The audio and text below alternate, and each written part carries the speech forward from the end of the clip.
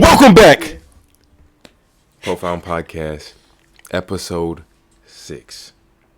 I'm joined here today with Jasmine Story. And today, do we have a topic for y'all? It might be sensitive for some, but it's important. You feel me? And it can apply to more people than just the people we're talking about. You feel me? So, what we're talking about today is a navigation of, hear me out, the idea of racial identity and the colonial impacts of the system's ideas. First thing that we're going to be debriefing before we get into this conversation is, what do we mean by these colonial logics and implications? Take it away, Jasmine.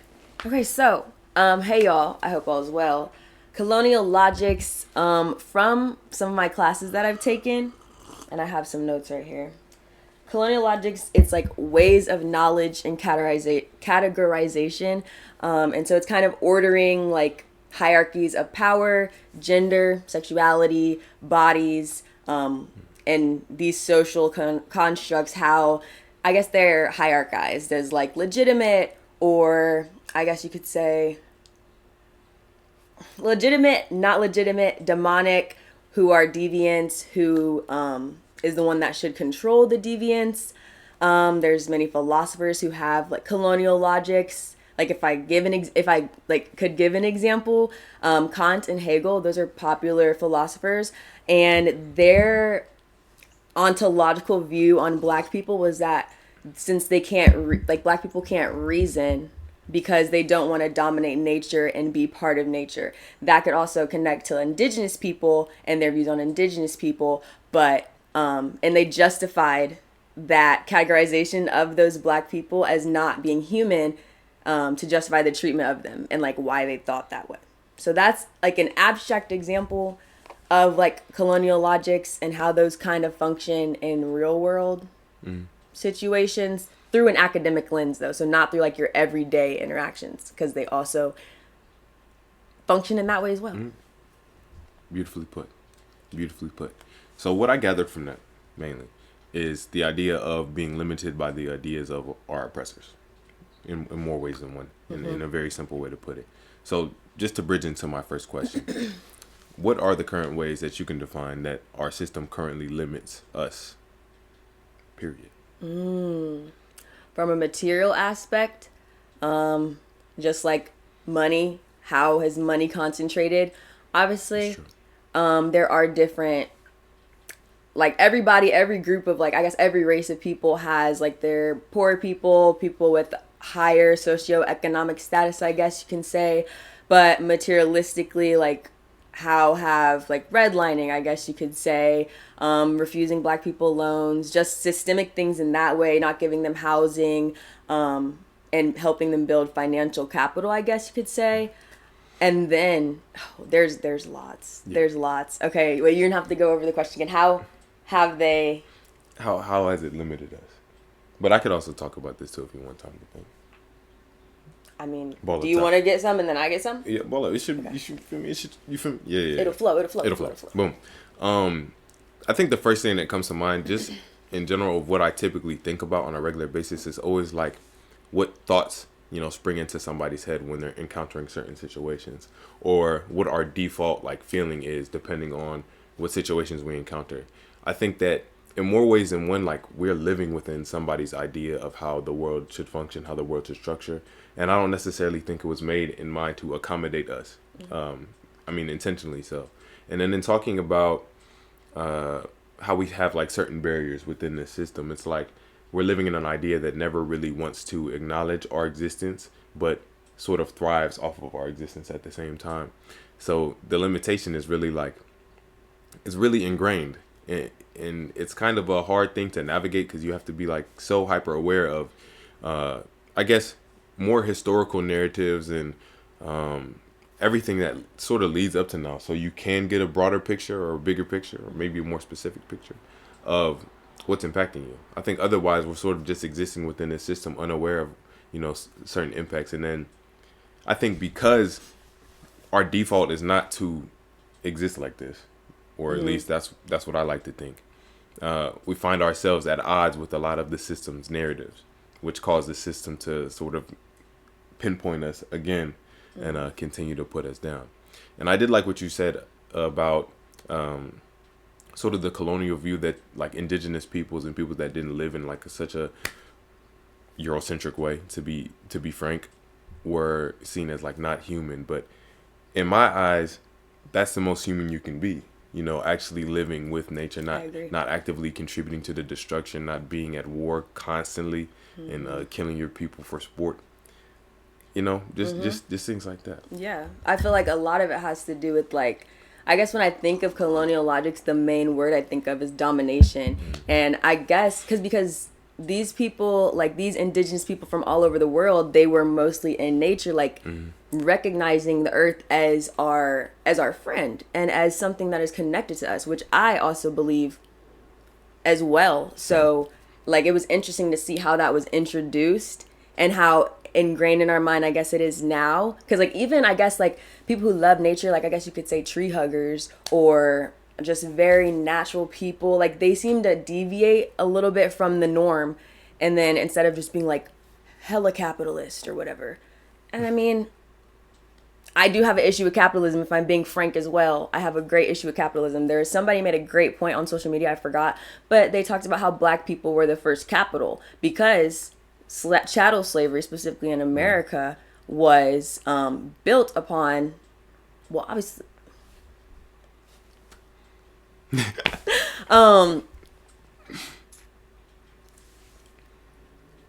so basically, I rock with what you were saying about our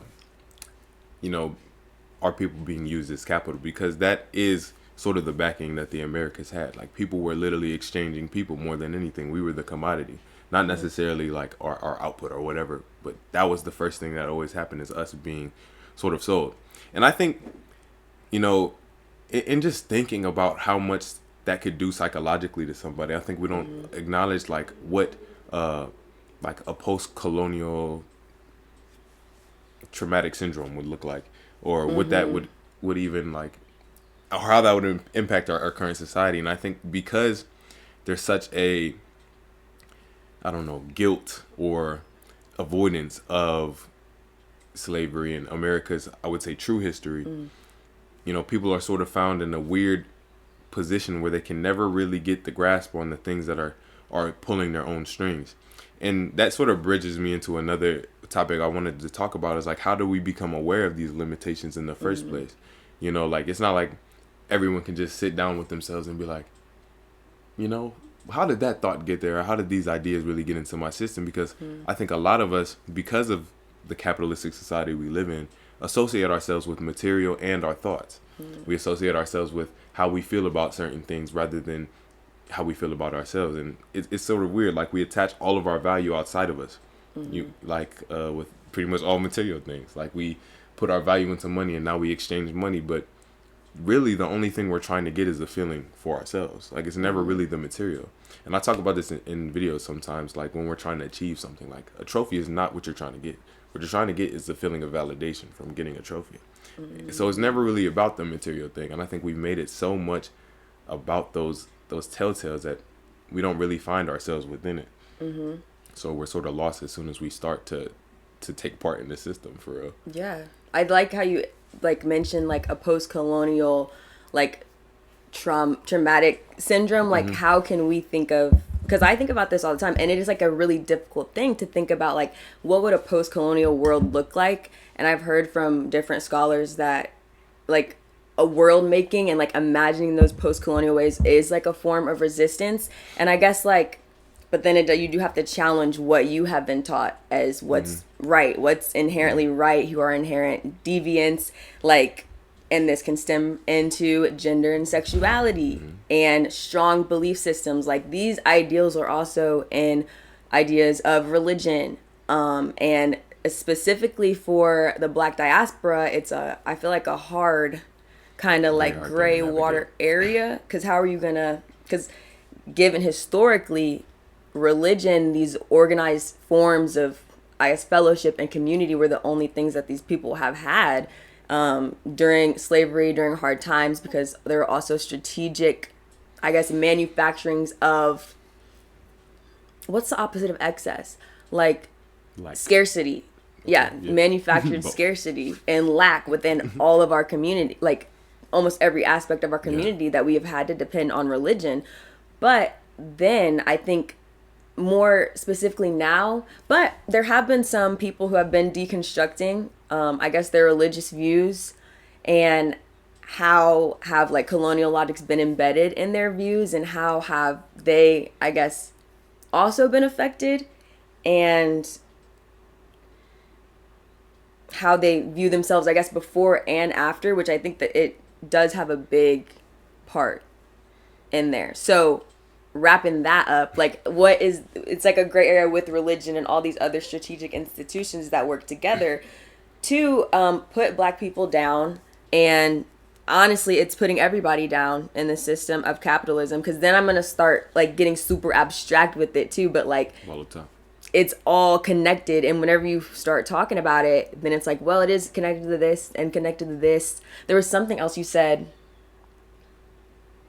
Oh yeah, about how like we're living in, I guess, the limits of what other people have told us. And it's literally how Black people, like, that's when race was created by white people, and we were the exact opposites. So like the construction of white people and whiteness was the complete antithesis, I guess, or complete like opposite. There's another word I'm thinking of, just of Blackness and Black. And so that we were co-created while also being denied our existence, but also the functioning of everything else is based on this creation of our existence within their logics. And it's so deep and rampant. That's why it's still here today, because it is a strategic structuring of society, of life, of who's deemed as worthy, valuable, and those etc. And those things can, of course, subconsciously go into our minds as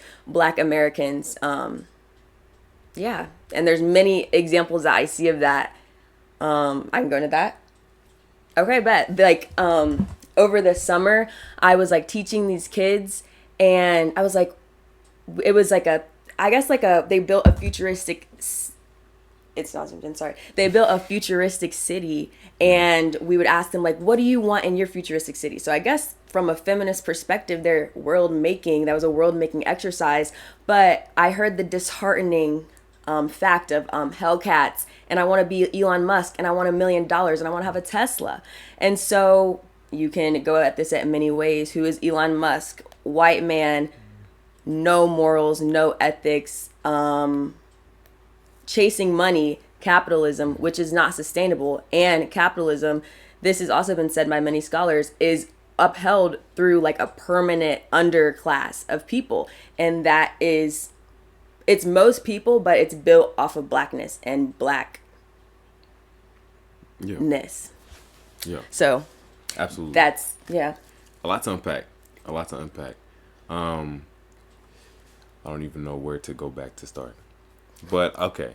I like the aspect of, you know, talking about religion and the fact that, you know, it's both harm and harmony at the same time. You know, it was, you know, forced upon us as a way of controlling us and sort of making sure we act in appropriate ways, not allowing us to read or write, but reading us the Bible. So we, I don't know, ingrain that into our system. With removed parts. Yeah, with removed parts at that. I don't know. And thinking about like really just going back to the idea of like how that might impact somebody regularly. Like think about all the subconscious narratives we already adopt and have ingrained into this culture of no culture that African Americans typically are seen to have. And it is a disheartening thing to think about like how that sort of thing can impact how we look towards the future or how we even exist in the present. Like I don't think, because of how in talking about like how the system purposefully doesn't give black people certain resources in their areas, and it's sort of been doctored in a way that we have to exist in this impoverished state, or certain amounts of us. And like people always have the argument like, oh, you can do other things, like people can escape from that, but it's not like they're escaping a place, they're escaping a thought that they identify with. And I think that's the hardest part, is that these thoughts have constantly been ingrained over and over and over and over into our psyche, to the point where when we're trying to upbring our kids and teach them about life and teach them about the progression of our people, it's always from a standpoint of overcoming the past.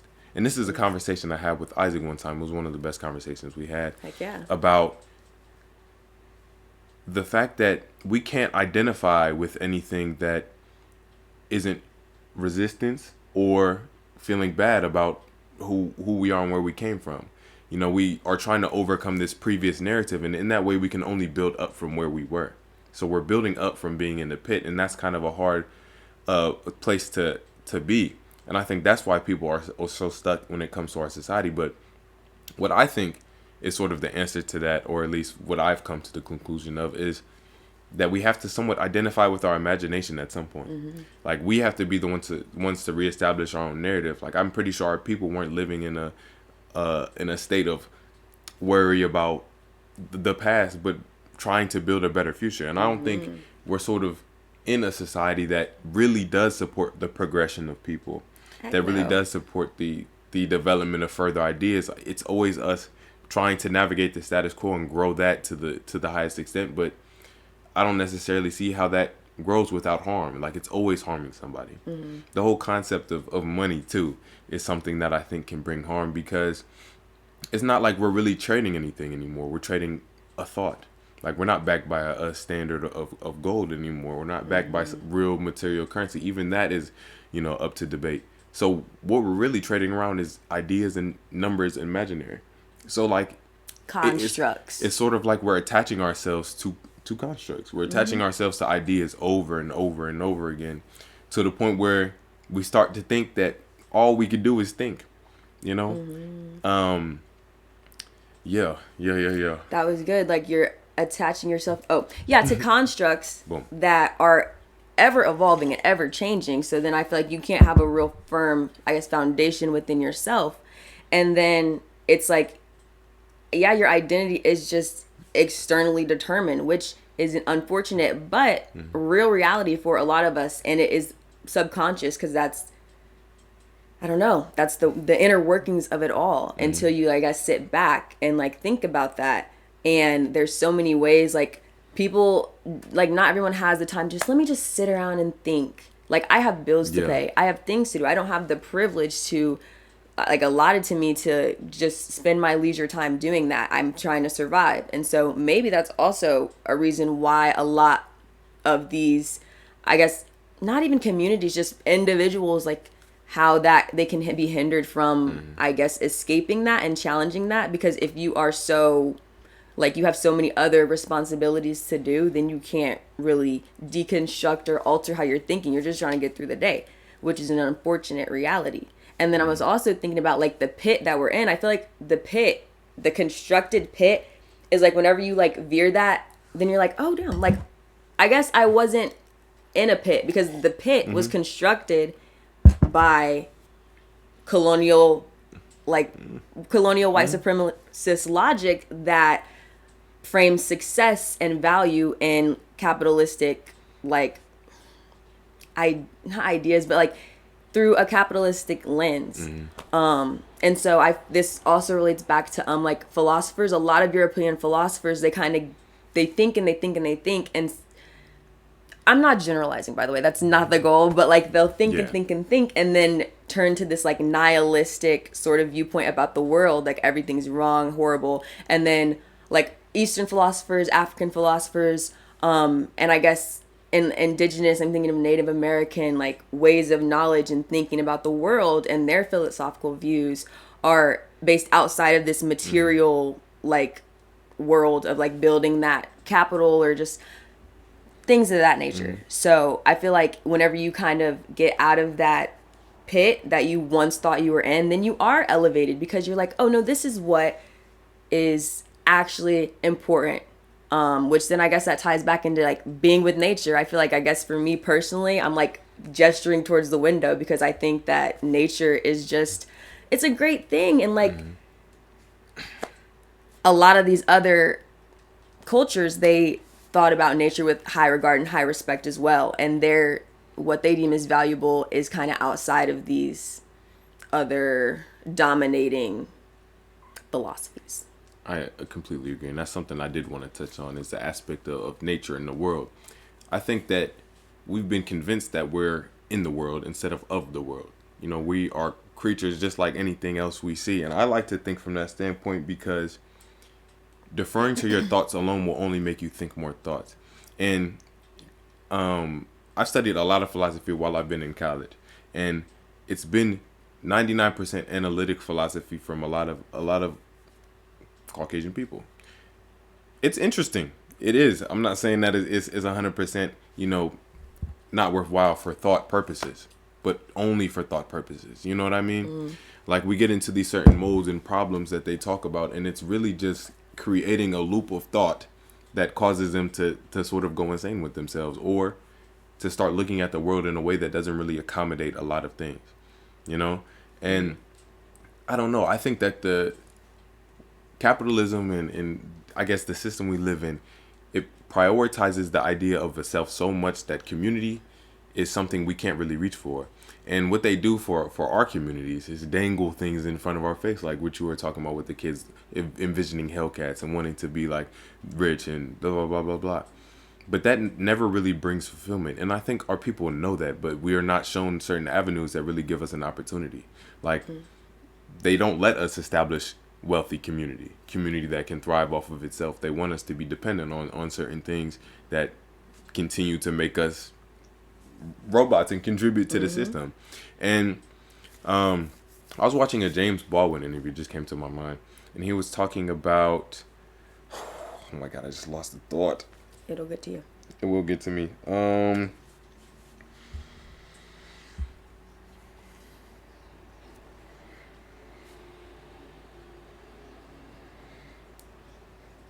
Repeat what I just said. Like, do you remember?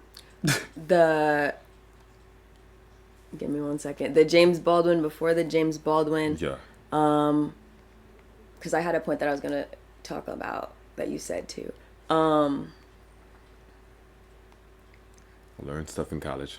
Boom. Philosophy. A lot of the philosophers, they go into a thought loop. Then that thought loop, it's like they go into that thought loop. No community.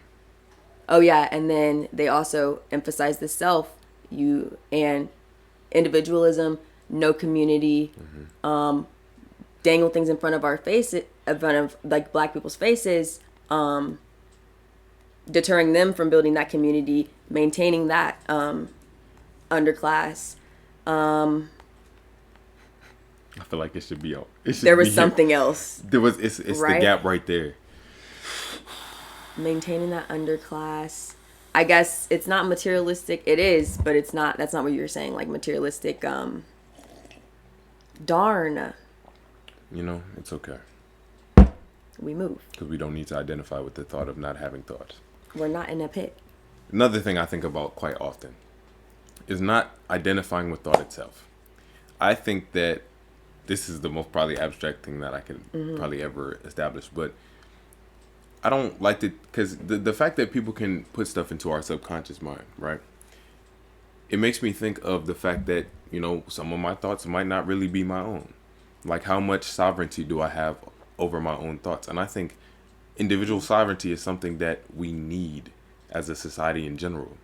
I think that we need people that are thinking differently, that are not really holding up this status quo. And I think if we had a community of people who actually became their own leaders in a way, then society would actually begin to thrive. Now, I feel like people who can actually get a grasp of their own individuality and not tie it to a lot of external things are never people who are typically selfish or don't want to actually contribute to a society, but people who are present enough to actively contribute to both themselves and the societies they live in. And I think that's sort of one of the most important things that we could ever do. And I really wish I knew that James Baldwin thing. I feel like I'm envisioning the interview that you're talking about because I keep seeing it. Was it like 45 minutes or something, or was it Bro, short? it was one of those, bro. I knew it. Yeah, I'm not. It's gonna come to me when it does, you know. Exactly. And that's the bottom line. I had Hold up. a talking point about the how they just went, like, the European philosophers, a lot of them were in just like thought experiments, and it was so abstract loops of thought, and that was my first I guess experience with philosophy was through like European philosophers. And I did have a qualm with philosophy at first. I was like, this seems so useless. They're just thinking, and it's thinking about what you should do right, and there's no actionable like aspects about it. So I was like, what is the purpose of philosophy? Boom, that could be an example of colonial logics that I was thinking about, which was deterring me from, I guess, going more into like philosophy, because I don't know, subconsciously we know with the media, we know with the information that we're given, there's certain narratives that are highlighted and certain narratives that are absolutely erased. And so like the Eastern philosophers that I hadn't seen prior to, and like the, I guess, like whitewashed yoga, new age spirituality, but like I didn't know about any of that, deterred me from that, because of just what was shown to me, and my subconscious thoughts were affected by that. That's just something that I thought out right now. Great work. Thank you. But yeah, there are genuinely so many impacts on our thoughts, and I think it's an interesting thing, because as much as, you know, these ideas that we live in are to blame. You said that was that the thought abstract? Like we shouldn't focus on the sovereignty of our thoughts. Like we shouldn't. No. Hold on, you might have caught it.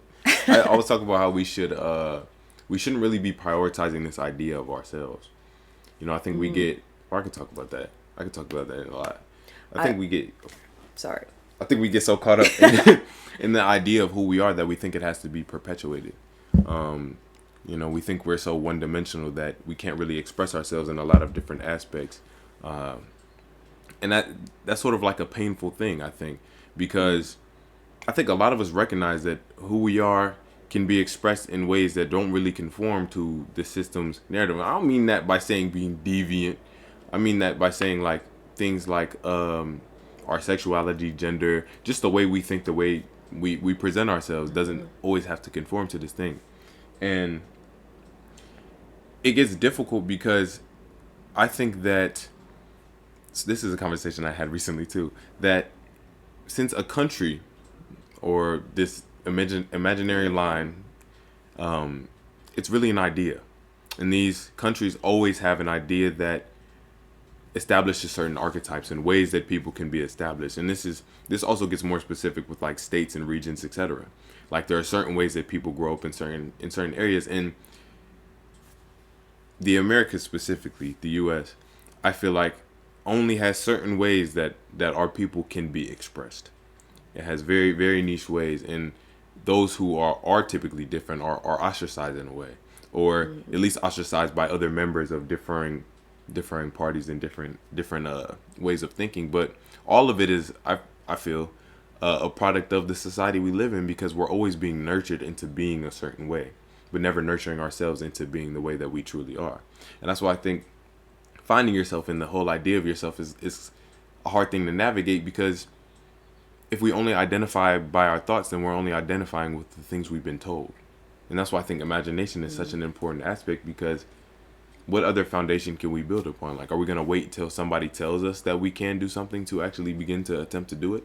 And we can recognize, even if we're in our heads like, oh, I can't do this, nine times out of 10, we probably can. Yeah. You know? And it's never really a matter of our thoughts, but more so how much we believe them. You know? And belief systems in and of themselves or are not necessarily traps. I wouldn't say they're necessarily traps, because you can believe things that actually allow you to navigate the world in a good way.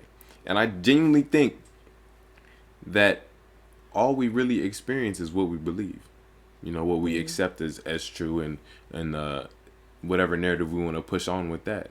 So I think it is important to sort of believe things that accommodate us, that allow us to continue to think ourselves into better spaces, because our mind generates thoughts on the basis of what we think regularly and what we believe we can actually achieve. Like if you don't think you can do anything, you're obviously not going to think of ways to get out of your current situation and come into some new beautiful, etc., etc. You're just going to stay where you are and try to navigate that the best you can, or maybe not the best you can. Maybe just fall into certain vices that they throw in your face. Vices are another thing. Man, most of us have them. True. Most of us have them. But they can be fixed and altered. You know, you were talking about, belief systems. Belief systems, yes. How you talked about harm versus harmony. They do act as both. And they do kind of construct, talking about like your identity and like what is constructing your identity. A lot of that is within belief systems and those deviants from, I guess, for an example, a big example that I feel like is a problem within Black communities. I guess not a problem. Yes, it can be fixed. It can be fixed. Is this just like violence against the deviants in our communities? I feel like I keep saying I feel like. And you're allowed to feel like. I'm a human. Because that's the only thing we really do. Yeah. No cussing, right? Heck yeah. I mean, yeah. So, yeah, like whenever you think about your identity and how is that constructed, and these belief systems, their goal is to kind of bring structure to lifestyles, ways of living. And that structure, specifically for Christianity, I grew up practicing Christianity, sexuality, gender, and this is also, I guess, mainstream whenever you think about Christian nationalism, like these very strong ideas of what a man or what a woman is, what sexuality is deemed right, naturally, inherently. These things are justified through certain belief systems that I think that definitely put us in a box, and I think that box can lead to some repression, which is harmful to ourselves, and can lead to, I think, some aggression. Like this sounds like I'm not diagnosing, but like no, that's real. I feel like this repression, when you're thinking in these binaries that were constructed before your time, that were pushing narratives for certain groups of people to be the ideals. I think that when you think of these and you are fed all of this information and it's deemed as infallible and things that can't be contested, you kind of absorb that. And before a lot of colonialism and missionary work, I guess you can say, historically, these communities, like in India, indigenous Americans, indigenous African people, their ways of thinking were not through many binaries of like man, woman, this or that. It was like a spectrum. And like even the people that kind of deviated from the man, like, and woman archetypes, they were treated with respect and kind of reverence within their communities as having like special abilities. They had a role. Yes, they had a role. They weren't ostracized. There was not violence that was justified against them, and they were not excluded, which I think is a tool of white supremacy and colonialism and maintaining that other. And the deviants are also going to be part of that other, which are going to be treated bad because of their differences. So I think that all of these things tie back to one another, and they are subconsciously on our mind. And whenever you kind of challenge what you've been taught as inherently true, as something that's not Cisco truck, if y'all know about Cisco, it's an unfortunate thing. But yeah, if you challenge, it's very difficult. And these are things that I've challenged, what I've like had growing up. And then I also thought about like specifically from like a religious perspective, like what are some things that I actually didn't believe, that I guess, pretending to believe, Yeah. or I don't know, to be a part of a community. And then kind of going into that, it's like, this is a tough thing because with the harm and the harmony, Black people and all other space and like hella spaces, they use religion as refuge, as a break from the realities of the world that colonialism and white supremacy put upon them. Yes, they told them to run to that. The religion was given to them as a point, as a form of control, but it was a way for them to deal with the atrocities that they were going through and the mass suffering that they were going through. And so it's kind of, once again, that gray area, like how do we kind of distance ourselves from, or how do we deal with the fact that it was introduced to us, and control and colonialism, but then also maintaining that community and building more communities. I feel like my goal, my world making, my imagination is like an ideal thing would just have communities where all types of people, all Black people, you can be gay, you can be straight, you can be nothing. You don't got to identify with anything. And you still have a place, and there's no like bombardment of like you're wrong and like you shouldn't exist. Like, and those logics that are within the Black community, because I saw this video of, it was like I'm sure the boy was like 11 months, 12 months, but he was like, hi. And then his mom was like, oh, don't do that. That's gay. I was like, oh. That boy was just expressing himself. And so at that age, this boy isn't even conscious. And he doesn't understand why he was getting in trouble, but he's going to learn from that. And it's going to shape him into the young person that he's going to become, they'll become. And so that's an example of how he was put into a box. And I think a lot of this, like these strong feelings of like homophobia, transphobia against people that are expressing themselves now is due to some repression. Like you were not allowed, or you didn't feel like you had the opportunity or the chance to express yourself and how you really felt. And you are seeing people do that, and it's not wrong. And so I guess instead of challenging how you were taught that, you make it a challenge for others, which I don't think is a good thing. And I think it's a cycle within our community that we need to break from. And that does require communities of people, I guess, being, and what Ian was talking about, how like we need communities of people that are being their own leaders, but we need communities of people that are recognizing and challenging what has been taught to them as like inherently true and as something that, and how does that affect them? Because it inevitably affects all of us. Do we think that we are better than some people because we fit the ideal that was constructed for us, because we fit into that?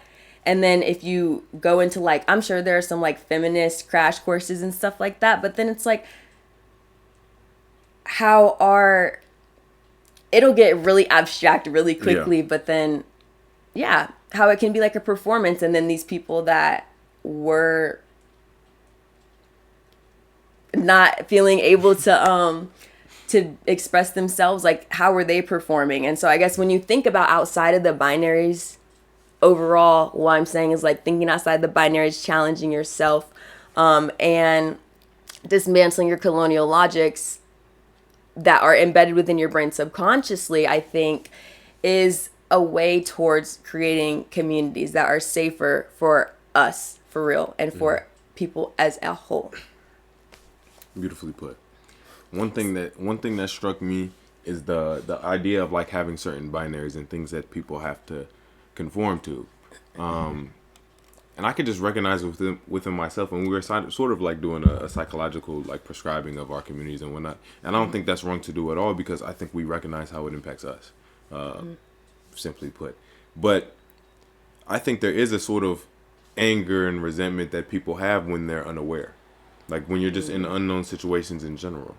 Now, if we put ourselves at the center and we don't know what that is, then we just have aggression with ourselves. One, because we might not appeal to the status quo of things that are occurring in our life, or maybe just because of the way we are, we're given certain ideas and dispositions that don't really allow us to have love or value ourselves. Like, for example, like when I was younger, bro, my education they thought I was not the smartest. They didn't think I was the brightest, to be simply put. There was Okay. a point in the 8th grades where I literally had to ask my teachers and then had to get my parents involved to sort of get me into the accelerated programs that I wanted to be a part of because of the state standard scores I got. I was like, oh, I did better than all these people. Let me ball up top. And it's just so interesting because you can really go your whole life thinking that narrative of, oh, I'm stupid, or oh, I can't really do this, and it really does impact the way that you navigate the world. Like if I never, because I said that as a joke. Like I was in class and I was like, oh, like my scores are low key high. Like put me in the honors class. Luckily, the assistant teacher took me serious on that. Heck So yeah. like if that had not happened, I don't know where I would be today. But it's just stuff like that. It's just not really knowing your own capability because you're told your capability. And I think anything about ourselves has to be known by ourselves. Like, of course, there are certain antics and expressions. People might tell you, oh, that's kind of mean, or you hurt me this way, that way. But when it comes to ourselves genuinely, I think we have to have the awareness. I think awareness is the key thing when it comes to dismantling anything. I think we can't be aware of the thing that's harming us. We can't be aware of how to heal it. You know what I mean? Because you can't heal a wound that you can't acknowledge. Simply put. But yeah, I think that was a great point. There was a bunch of other stuff that I wanted to talk about, bro. I keep holding on to one thing and then I kind of shift, but I need a notebook. and that's okay. I think that's the best effective kind of communication. Boom, I just remembered. We're talking about how we want to live in like a society with a whole bunch of different thoughts and different ways that people can exist. I think that's important, especially when we're talking about religious views and idealism, because at the end of the day, what our people fight over and what we're fighting over in general in the world is an idea. We're fighting over who has the right idea of certain things. And I think at the bottom line, there are just certain things we should just accept as people. Like, oh, we shouldn't kill each other and we shouldn't do harm. I think those, if we had those and everybody lived by that, we'd be, for the most part, good. For the most part, good. I wouldn't say all the way, because there's, of course, definitely intricacies and whatever. There's always a million ways to look at everything. And I think that's an important thing, too. Like, all anyone ever is establishing is a truth, a way of looking at something, a way of doctoring something. And that's not necessarily a bad thing. I think these societies that we were talking about, like pre-colonial, yes, they did have a certain system. It's not like, that's something I wanted to touch on. It's not like we want to exist outside of any system, like at all, like everybody's just for themselves, because we need to be able to raise people to sort of stand on our shoulders, to be able to reach heights that we have not reached. And I think that's what, the black community is trying to do. I think that's what a lot of communities are trying to do. However, again, tying back to that idea that we're building up from the pit. So our parents are putting us on their shoulders and we're still in the pit, though. And there has to be a point where we tell ourselves, okay, I'm not in the pit. Like, I'm not going to identify with being in the pit. Because at the end of the day, that's all the pit is. Our identification with being less than in certain ways. And it's not necessarily our fault. But it is our responsibility to fix, because it's us. Because it has to be us at the end of the day. And that's why I think that sovereignty is so important. But that's also a hard thing to reach. Like, you can talk about identity all the time, and it gets kind of hard because it's such a cyclic thing. Like, okay, I feel like I'm healed, but then I had this thought that made me feel this way. Then I'm not healed. Then I'm just going to state that. But what does that really mean? Like, what does it even mean to be healed if not your own definitions and justifications? We're always living within our own ideas and our own understanding. And that's why I think imagination is so important. Because if we never really establish our own lines for what things are, then we're just going to call them what other people call them. But we're always going to be talking about different things. You know what I mean? And then we're not really having any community, any conversation that actually leads to anything. And I think that's the sort of analytic part. Because we could talk about society all the time. Like, we could talk about, oh, this person, this person, this person. And I think they sort of limited us in that way, too. In how deviants express themselves and how rebellion looks and how resistance looks. They give us certain leaders to look on and teach us about certain leaders in our curriculum, in our education system. Like, for example, Martin Luther King.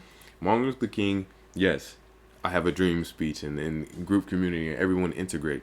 That was definitely something he did say at one point. Yes, it was. But towards the end of his life, he was a lot more radical in his idealisms. Like, he was definitely leaning more towards more progressive ideas of things like reparations, things like actually pouring into these communities that we've taken so much from. but we're never taught those things. Or things like with Malcolm X, not really taught about resistance that takes the form of actually going outside of the system in a certain way. Like they teach us specific ways to be angry because they know how to react to those things. They know how to react when we're angry at the system. They know how to react when we protest, because at the end of the day, what is the protest going to do to the people who are really running this? They're just watching us protest and be mad at the ideas, and they give us a little bit so we think that we're actually, making that real change. And it's a hard thing to really to live in.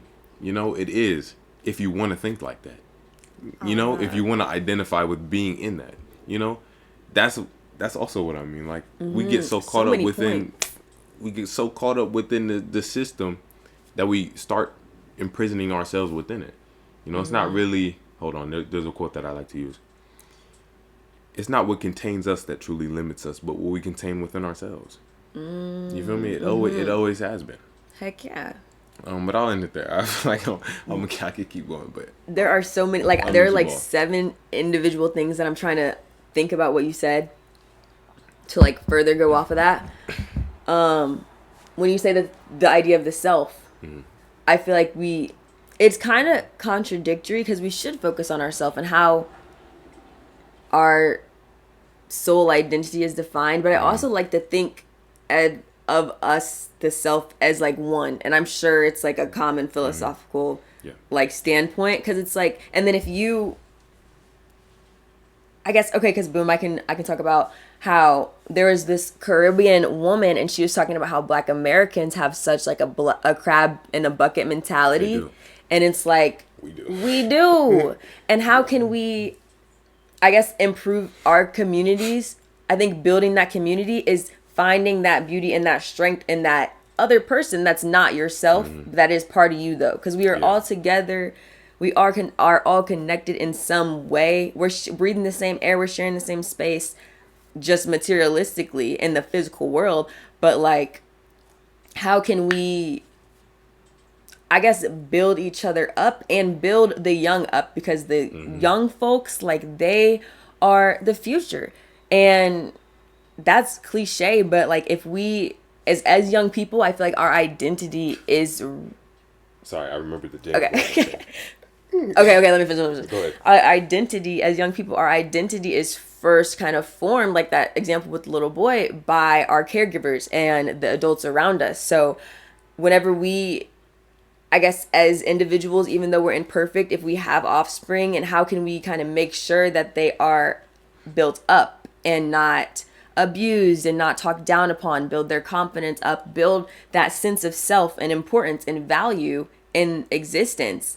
I feel like if we have that as youngins, and when we grow up, it's easier to think outside of like the ideals and identities, thoughts, concepts, constructs that people have of us and what we should be. But once again, there seems to be just such a vast majority of people that have not, I guess, like reached that part of their life, or have not like dug into that part of themselves.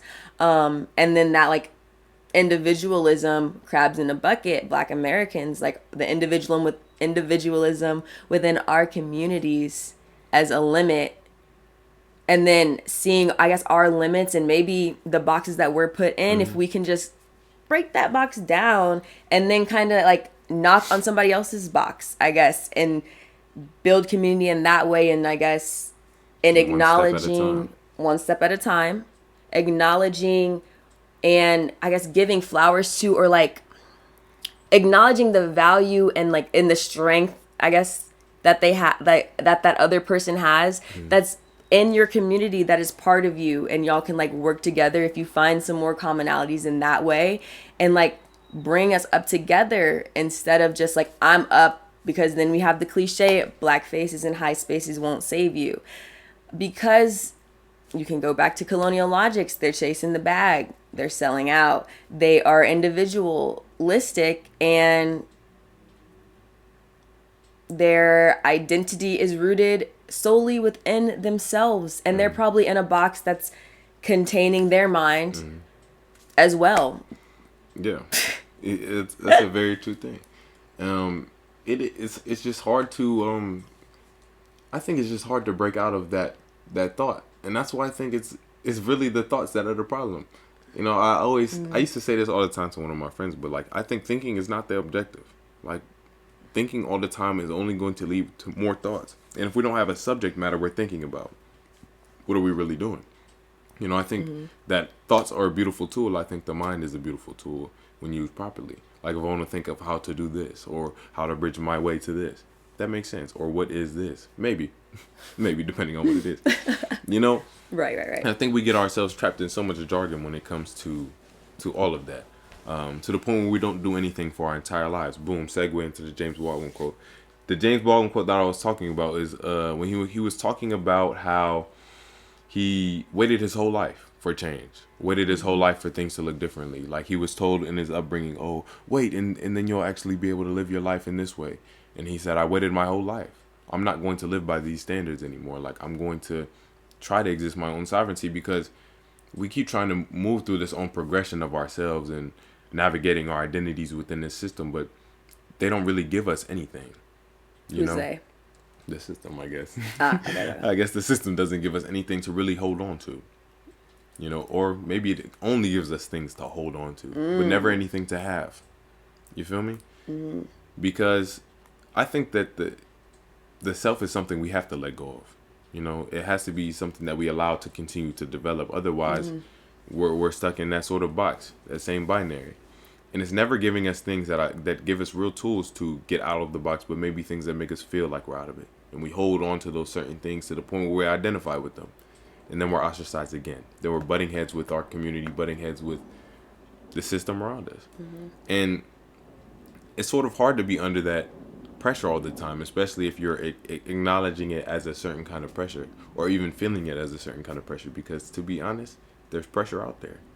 You know, we don't necessarily live in a world that I think is good to all in any way, shape, or form. And I think that's why we need to be good to each other.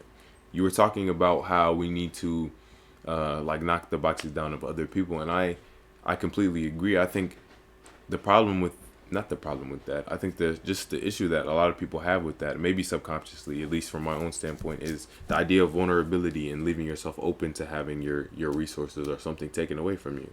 Like we used to exist in a state where people were literally having aspects of life just stripped completely away. Like your family being sold into different areas, or maybe during Jim Crow era, your people are just being killed. Maybe even now your people are just being killed, and now they've convinced us to kill each other. And I think it's because we haven't really allowed ourselves to be vulnerable with each other due to the different identities and archetypes and divisions they set up within our communities that really harms us. Because in talking about like the differences in religion and what people have, if we just talk about the differences that we have in the black community that we hold on to and use as a justification for separation, it's genuinely stupid stuff sometimes. Very. You could be most of the time. two streets over. Now you dislike this person a lot. And of course it's not necessarily rooted. You didn't just make that happen, right? You were born into it, or you came into it. However, what we're fighting over is nothing but an idea of land, or an idea of a place, or an idea that people are holding on to. And we shouldn't really be fighting over ideas that have nothing to do with our progression, have nothing to do with our real development as people. And I think that's, we just get so stuck within narratives. And that's not another point that I was thinking of, but I'm thinking of it now. I heard it in a podcast once, but America's number one export is narratives. We give this idea of an American dream. We give this so many ideas to so many people about the way that they should exist within our society. And it literally just continues to enforce that. And people fall victim to these stories that they tell themselves, but never write themselves into the story. Like they never give themselves autonomy to like pick up the pen, but we're always writing. Like you are always committed to who you are, whether you like it or not. And that might be like a troubling, hard thing to accept, but it's true at the end of the day. Like, what are you but you? You have to be committed to who you are right now. And even if that expresses itself subconsciously, it's subconsciously committed. Like, so you have to it really takes you acknowledging like what's currently there. And that's why I think that sovereignty of yourself is so important. That we do have to filter out what we actually want to define ourselves with and what we want to let go of. Otherwise, we're just holding on to a whole bunch of nonsense, and where are we really getting when it comes to that? Like, are we really breeding ourselves into a more happy space? Like, are we actually accommodating for ourselves more? And I don't know. Now I kind of want to talk about how we're sort of like pushed to do things, and that sounds general, but this is something I was talking about in like a video a couple of days ago. It's just how we don't really give ourselves one time to think. That's also what we were talking about earlier. Just One time. Oh, we don't give ourselves time to think. Okay. Or we don't give ourselves time to really like not analyze, but be within the moments that we're in. And that's such a disheartening thing. Like, I remember, like, before I started meditating, like, I used to overthink so much, and I genuinely, like, don't remember times where I wasn't thinking. You know what I mean? Like, I don't remember moments where I wasn't just in my head about something, like when I was by myself. And that's such a harsh way to live, like, to only be deferring to your own thoughts when there's so much beauty and stimulus around. Like, we never really acknowledge nature. That's why I think nature is beautiful. Like, because if you go out in nature truly, your thoughts will start to cease. And you'll start to actually just be within nature. Because I don't think we're supposed to just be thinking all the time. But that was a loop around way to get back to what I said in the first statement. Yeah. Heck yeah. I agree. What? Did you have something else? Nah, I didn't. Oh, okay. Yeah. I feel like I love nature as well. It does, like, I know I'm in my head a lot of the time, but like, and I guess this ever evolving definition of mindfulness, like my personal definition of mindfulness, I feel like if I'm overthinking and I guess I become aware, I'm like, whoa, like it's not that deep, like chill. And it's always obviously not that easy, but it's better than what it used to be. And like, That's all that matters. if I'm just like, well, then it's like I think about like the people who are like older and they're like, what's your regret? And it's like, oh, I didn't live in the moment. I wasn't like that. I wasn't being mindful, I guess. They have that as their biggest regret. So I also agree how it's so disheartening whenever we are so caught up with all of the, yes, the world can be shitty, but it is also very beautiful and has lots of things. And if we like sit back and change our perspective and kind of like shift it into another light, then I think that can also help you, I guess, bring the power to yourself as well and empower yourself. Because if you're in your mind like, oh my gosh, there's not space and capacity to use that energy that, I mean, you're capable, you're here today, you woke up, like you're the stimuli that you're experiencing, you're able to experience that. And I think when you can kind of like reel that back in and acknowledge the self for what it is and its capabilities, just being a functioning being, then you can kind of like easily take that power and like the narratives that people have said about you, the boxes people have put you in, the constructs that have been made before you were even thought about, you can reclaim that power that they have previously had over you, I feel. And it starts with, I guess, challenging, seeing the perspectives of others, asking your neighbor a question, asking somebody else who's living life, like something about themselves. Learn about them. You'll learn more about yourself and find new ways to go about life and build yourself up and claim that power again and help your community in the end and fill their cups as well. I completely agree. And that made me think of sort of a way I used to navigate, like, just general relationships. I think the fact that we can't like reach out and touch a stranger. And when I say touch, I don't genuinely mean touch. Like I really just mean conversation. I mean, be able to connect with just the people that are always in our environment, because that's definitely how it used to function. And I say definitely, I wasn't there. You know, I can only assume, but from what I do know, that's how it was. You know, community is never just one relationship to one other person. It's your relationship to everyone, including yourself. And I think sometimes we just have such weird relationships with ourselves that we never really open ourselves up to the idea of the beauty of other people. And that's a hard thing too. Like, we really do need to stop being so, I guess it's sort of like a narcissism. It's sort of like a envy almost. It's like we've been taught that if someone has something that we don't have, we have to not like them for it. You know, like if somebody has a certain aspect of themselves, and we see this all the time with kids. We see this all the time in force, and this sort of spirit of competition and comparison constantly pushes us to want to be better. And I put that in quotations because better doesn't mean anything. It's just a word. And there's so many things that are just words. And that troubles me damn near the most. Like that's something I genuinely get not hot about. I'm just like why? We live in such a linguistically based world that attaches so much meaning to words, but really we're the ones attaching it. Like what does it mean? Oh, they said they're better than you. You don't have to care. That's just words. Like at the end of the day, what we're talking about is often not real. Like, okay, they beat me in this sporting event. You never had to value yourself based off of that first place, second place narrative. You know, you can value yourself just off of doing your best. And I think that sort of is something that drives me forward whenever I have to do anything I feel like is challenging, because it stops you from thinking. Like if all I can do is do my best in this situation, what do I really have to think about? And I think a lot of times we promote early suffering into a lot of our situations by thinking of ourselves as failures, or thinking that we're going to fail, or thinking that there are ways that we could fail. And there are always going to be ways that you can fail. That's the thing. So the only way to truly navigate that, at least what I've reasoned, is to be present enough to actually do something. Like to be there so you can take part in choosing to do something. I think that's the most important thing, but we're not taught to do that. We're not really taught how to use our brains. We're taught how to ingest information and spit it back out. And that's why I think so many of us just appeal to these narratives, because we don't actually engage our rational thinking about the thoughts we consume. And especially nowadays in this consumer culture, and even in social media and everything that we're consuming, we're constantly consuming information. And hardly are we ever actually thinking about the things we're ingesting for ourselves, or thinking about the things we want to integrate into our own lives, or even expressing it in certain ways.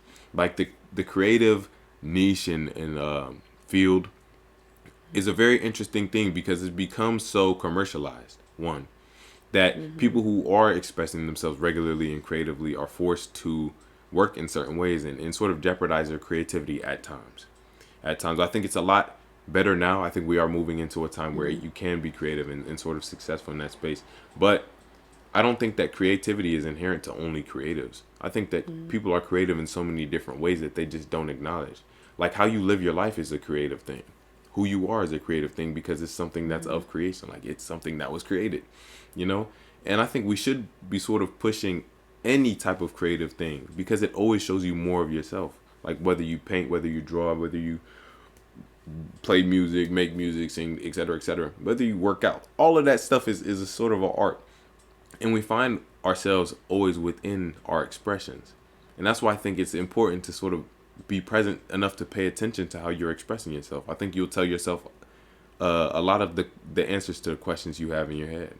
Like a lot of people like ask things like, oh, who am I, and like what am I doing with my life? Like, what am I doing with my life? It's such an interesting question. And this is like a thought I had freshman year. I was like, what am I doing with my life? Then I really thought about it. Like, what I'm doing with my life is thinking about what am I doing with my life. So why don't I start thinking about what can I do with my life? Like, and start phrasing our questions, or at least our mental conversations, in a way that actually lead to answers. Because what am I doing with my life isn't going to really loop you anywhere but where you've been. Never where you want to go. You feel me? Constrains you, puts you in your box, in your own head, in your own self. Slay. Go ahead. Well, unless you weren't ready. Yeah. Okay, no. that's fine. That's what I thought you had something to say. I do, and then it's like I clock it, and then I'm like I forget it by the time, but it's okay. And it's very real. But yeah, I feel like all of this keeps looping back into the idea that we're really within a thought, and I don't really like that. Like when we talk about Black identity, like just the entire term Black identity, it's a thought form in and of itself. The word Black, and you know what's interesting is the word Black used to mean white. Really? Well, not necessarily like the English version, but the root blanc is blanc, yeah, is a white. and it was switched and inverted at some point. And it's just like, when we think about how we're living within such linguistically based things, we have to acknowledge that people are making these words, and these people were not necessarily accommodating us.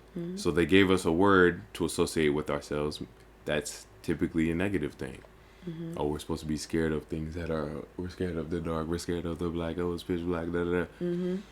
And I think subconsciously we associate stuff like that with ourselves. Just in how we interact on a daily basis with maybe even other races. Like the feeling uncomfortable, so you cross the street so you don't make the people feel uncomfortable, or making sure you smile at people to make sure they know you're not one of the ruffians. Like, it's just stupid stuff, because we shouldn't be living in reference to other people's perceptions of us. But at the same time, we're not living in reference to their perceptions. We're living in reference to our perceptions of their perceptions. And that's the dumbest thing ever. Because why are we thinking thoughts about other people's thoughts and living by them? To make their thoughts more comfortable and soothing to their mind, and to assimilate to their ideals on what we should do. Boom. And then we're doing exactly what they want us to do. Is they have this control, and then it's that control over your mind, that your mind is powerful, and your mind, the capacity of your mind to do so many great things, if it's bombarded and just completely overrun by these ideas that people have put in your mind, and that you subconsciously think that you should do in order to keep the peace, based on constructions, boom, of like blackness, like, and then even talking about words that are made up, they're made up by people that are people like you, like it's a person, and they had a thought and they associated it with certain things. And when you take that in, I think language, it's a beautiful thing. It's crazy how it has developed, and how it's developed in so many different, there's so many different meanings in like languages and just tongues that have created meaning. And so like, yeah, okay, you can use this word, like use what we have, and like that's also goes into like, we're not completely out of the systems that we're living in. You can't. It's impossible. In theory, you can do it and expect some ideal world, but like in reality, we're still going to be living within the systems. Like, we can't work out of them. And instead of like being nihilistic and saying that, oh, we can never grow or be better than we are, like for the languages that we have, what narratives have been said, like this word, like apple, okay, it was meant as this, but how can I, in my mind, in my world, because I have the power to create the world around me, the world that I perceive, how can I shift that to mean something else? It can mean something else. And that is also like with like black identity, because then whenever like we think, well, when I thought about it, it's like I identify as a black woman, and like my ideas were challenged, because at first I was like, oh, I'm black first before I'm a woman. And then I'm like, no, I'm a black woman. My experiences in society are as a black woman. They're like the experience that I have. Exactly. Co-constructed. They're always going to be intertwined. And then I'm thinking about blackness and how black was first white. And I'm like, how can I guess, distance myself from that racial identity? But then I also find power in the word blackness. And the power has been reclaimed in that. I guess in this generation, because it went from Negro, colored, and how it changes ever so slightly in whatever generation. So then you can think about like, how can you, with the changing of this language and all these narratives and these constructs, like you're going to flow and flux if you're completely dependent on those things constructing your identity. So I guess back again, another way to like reclaim that power, and I guess give that back to yourself and give yourself that autonomy and allocate that to yourself, is to change the perspective of what information that you've been given. And I feel like whenever I've done that in the past, I'm like, okay, I more so align with this definition that was always able to be changed. And now it's like, when you have that cognizance, you can do something with it in an actionable way as well. Absolutely. There was something that you said that I wanted to talk about. It's on the tip of my brain. It had to do with identity. Boom. Okay, yes, found it out. So I think that we always contain multitudes. You feel me? What I mean by that is basically what you were saying about being black and then being a woman. Like, the separation of our identity, it makes it so hard to navigate because you think that you're growing in certain areas and not going in other areas. But I like to think of it as we're like all those things encompassed in one. There's only like one self. There's only one Ian, but it's so many different things, and it can be expressed in so many different ways. And I think us holding on to like super specific aspects makes it hard to navigate others because we start to not think of ourselves as something that's ever emerging and continuing to grow and continue to develop, continue to be discovered. And instead, it's just, or I've decided find myself with these 5 characteristics, these 5 aspects, and now I have to branch everything off of these. And then we lose so much, I think, in doing that, and not really giving ourselves the chance to explore our own identities and allow it to continue to grow. Like, I think it's beautiful that to say, oh, I identify as like I'm the black woman. I'm not a black first. I'm not a woman first. I'm both of those things because you are both of those things. You know, I think the fact that we try to do that is another way of suppression. Like calling myself black first, like that's me calling myself somebody's idea of myself first. That's goofy to me. You know, I don't even know if we should identify with names. No, I'm playing. But like, but then you can make a good argument on that as well. You could, like, it's possible, but I'm trying not to get like so abstract it stops making sense. I'm like, of course, you don't have to identify with anything at the bottom line. You don't. I do think there is a necessary amount of ego that is necessary to interact in a communal sense. Like, we do need to have established somewhat identity. But I think identity doesn't have to be us holding on to value. I think identity could be us being in the moment. It doesn't have to be us tying ourselves to a bunch of events in the past. It could be us tying ourselves to the moment right now and what we think is best for ourselves, you know? And I think that's how development sort of works, or at least that's how it's worked for me. Like, I feel like, yes, I've changed in so many different ways, but I never felt like I was finding new aspects of myself, but more so remembering things that were already there or becoming aware of things that were already there. You know what I mean? Discovering and uncovering them. Yeah. Like, the first time you picked up a pen to draw, like, you were able to draw, maybe. Like, you were able to draw in a way. A little circle. But you might not have known that. You know, and Until it's not like you figured out something new entirely. It's like you became aware of something that you could do. And I think we need to give ourselves opportunities to continually become more aware of what we can do for ourselves. Like, something I became aware of recently is that I can like turn my thoughts off if I'm in like the right condition, which is like most of the time, hopefully. Like, if I'm just overly thinking, and I become aware of myself overthinking, I'm like, I don't have to think right now. And then I bring myself like instantaneously to the present. Like, you don't have to continually dig yourself in a hole when it comes to these certain thoughts. And I think it's one thing to have negative thoughts, and it's one thing to become negative with them. You know, I think where you can be aware of certain negative thoughts that you have or certain negative things in the world, but you don't have to become negative with them. And I think that's sort of a separation that we should have in a way, like actually defining our identity and not allowing it to constantly just shift when something changes in our circumstance. Like, oh, this person did something negative to me today. Now I'm gonna feel negative the whole day. Like, you don't have to. Somebody said I'm this way. Doesn't mean you have to believe it. Doesn't mean you have to go by that. And even if you can acknowledge it, it doesn't mean you don't have multiple aspects of yourself.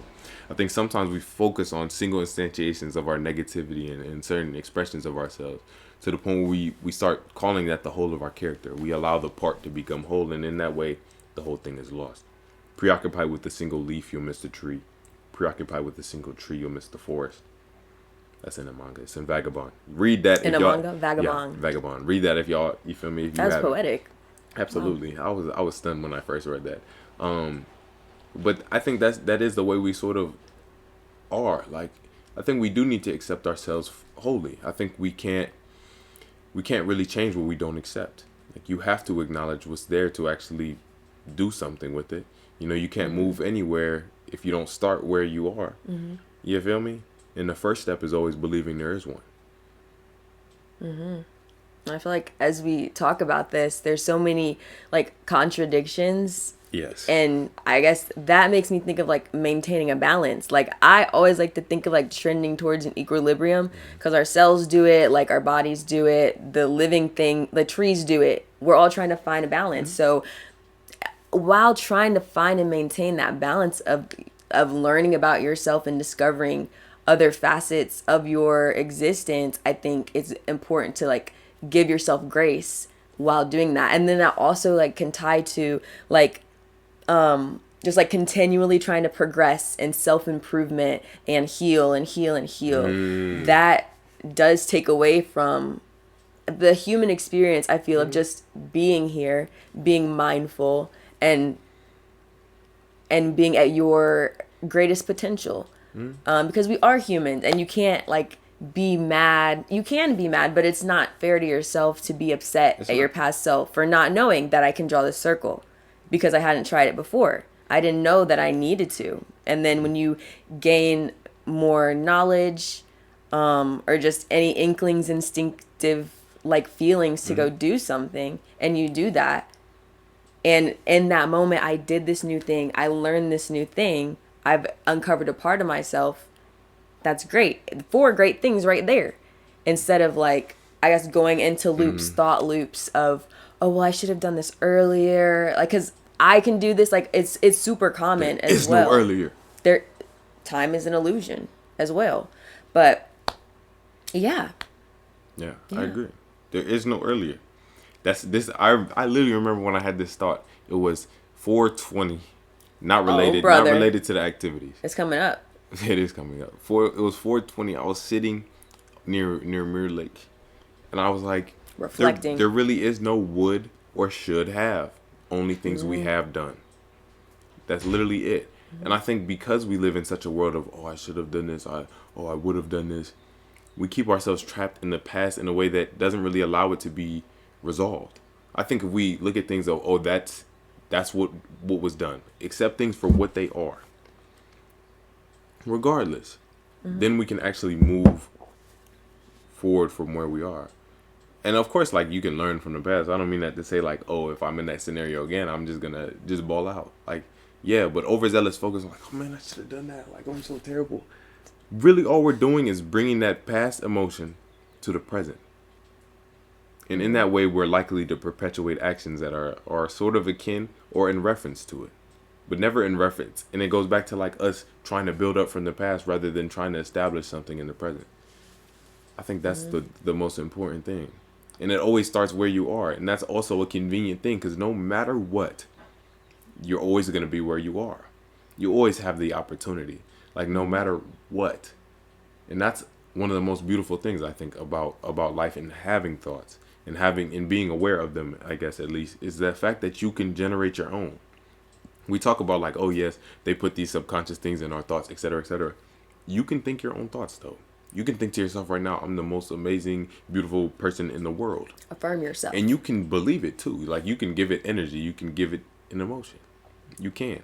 I also like to think that emotions can be can sort of be tuned into too. Like, you can imagine what happy feels like, right? In a way. And you by nature are feeling happy at that point in a way. So why not allow yourself to feel that? You know, why not get rid of all the conditions we place on ourselves, or at the very least, make the conditions minuscule. Maybe like, oh, I'm looking outside and there's nature outside. I love nature. So I'm going to love myself enough to feel happy about being in nature, or even being able to see it, or just being alive. Like, and not shame myself for not knowing the beauty of nature before 3 seconds ago. Because it was always there. Yeah. The beauty was always there. You just tapped into it. And you enriched your life. And enriched your perspective and how you viewed the world. And your reality. Absolutely. And I cut you off. My apologies. No, that's basically what I was going to say. Like, it all boils down, at least this, what I think the present is one of the most important things. It's the only opportunity we get to capitalize off of opportunities. It's the only opportunity you get to see opportunities. You feel me? You can't see an opportunity unless you're present enough to see it. And they're everywhere. That's the bottom line. There's always opportunities. There's opportunities for you to be happy right now where you are. Like, just watching this video. There's opportunity. There's an opportunity there because it's always there. Like these sort of things never leave. I think that we always are in possession of all our emotions at once, but we're just tuning into certain, like, you feel me? It's kind of like it's like a weird meter. Like we're in between certain places. Maybe we're feeling multiple at the same time, but they're always there because they're our emotions. Those are things we have. Not, we can't hold on to them, but they're things that we have. They're things that are brought about by us. Oh, that made me feel a certain way. You feel me? It's always your feeling. You feel me? It's always rooted back to you. And that's why I think it's important to be present enough to see what's pulling your strings so you can pull your own. Do you have anything else you would like to mention? I think we have had such a great discussion. I agree. Like I'm satisfied. I'm at peace with it. I'm at peace too. Thank you very much. Of course, thank you for having me. It's been lovely. Yes. Great contributions. I like, you feel me? I like how we started real straight. You feel me? We was on the definitions, and it really progressed into what I think we should be doing with that kind of information is taking it in, getting ourselves back where we are, and doing what the hell we can. And building community while we edit. And spreading love with ourselves and others.